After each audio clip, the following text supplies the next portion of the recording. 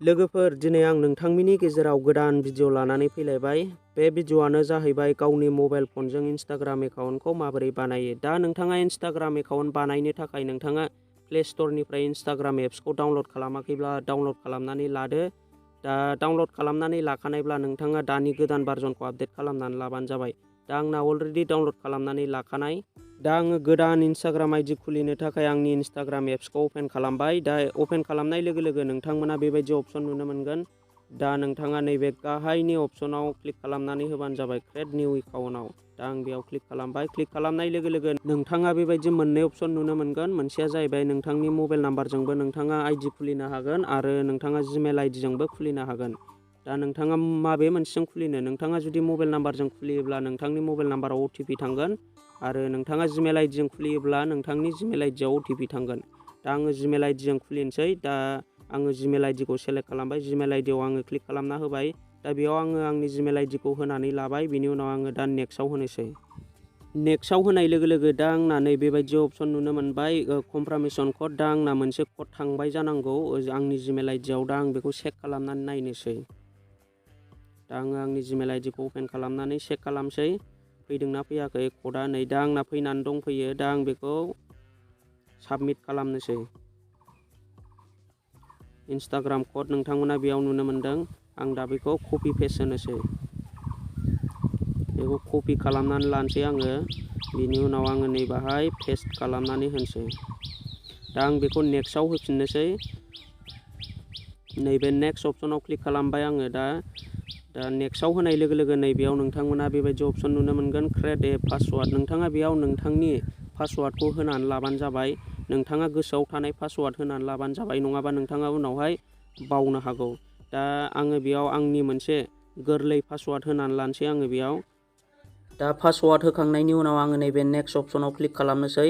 दा नोंथाङा बेबायदि अपसन नुनो मोनगोन सेभ इउआर लगइन इनफ'। नोंथाङा बेखौ सेभबो खालामना दोननो हागोन। दा आं बेखौ नट नाउ अपसनाव क्लिक खालामनानै होनोसै। बिनि उनाव नोंथांमोना बेयाव नुनो मोनदों डेट अफ बार्थ। नोंथाङा बेयाव नोंथांनि डेट अफ बार्थखौ होबानो जाबाय। दा आं बेयाव आंनि डेट अफ बार्थखौ होनानै लानोसै। दा बेयाव आङो आंनि डेट अफ बार्थखौ सेलेक्ट खालामनानै होनानै लानोसै। बिनि उनाव आङो नेक्स्टआव होनोसै। दा बेयाव नोंथांमोना नुनो मोनदों व्हाट इज इउर नेम। बेयाव नोंथाङा नोंथांनि नामखौ होबानो जाबाय। नोंथाङा मा नामजों इन्स्टाग्राम आइडि खुलिदों नोंथाङा बेखौ होनानै लादो। दा आं दा बेयाव आंनि नामखौ होनानै लाबाय। बिनि उनाव आङो दा नैबे नेक्स्ट अपसनाव क्लिक खालामनानै होनोसै। दा नेक्स्टआव क्लिक खालामनाय लोगो लोगो नोंथांमोना बेबायदि अपसन नुनो मोनगोन। नोंथांमोना बेखौ आइ एग्रि अपसनाव क्लिक खालामनानै होबानो जाबाय।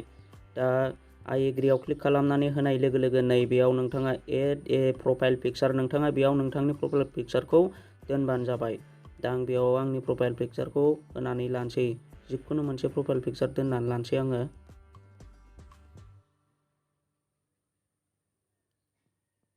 दा आं बेयाव जिखुनु मोनसे प्रफाइल पिकचार दोननानै लाबाय। नोंथाङा बेयाव नोंथांनि प्रफाइल पिकचारखौ दोननानै लानो हागोन। दा बिनि उनाव आं नैबे गाहायनि डान अपसनाव क्लिक खालामनानै होबाय।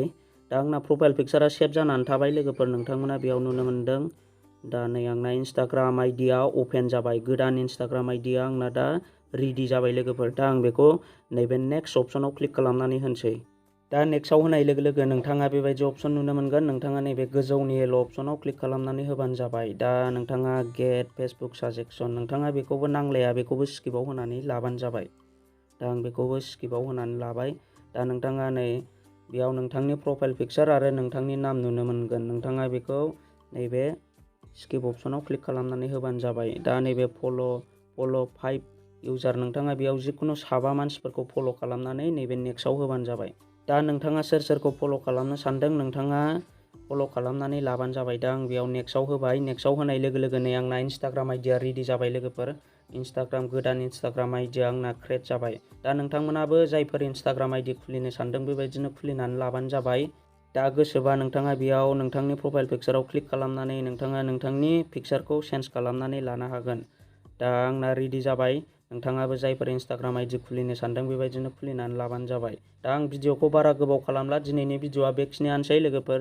दा नोंथांमोना जायफोर आंनि चेनेलाव दिनैसो गोदानै जइन जाफैदों नोंथाङा चेनेलखौ दासिमबो साबस्क्राइब खालामाखैबा साबस्क्राइब खालामनानै लादो। आं बेबायदिनो नोंथांनि सिगाङाव गोदान भिडिअ लाबोबाय थानो नाजागोन।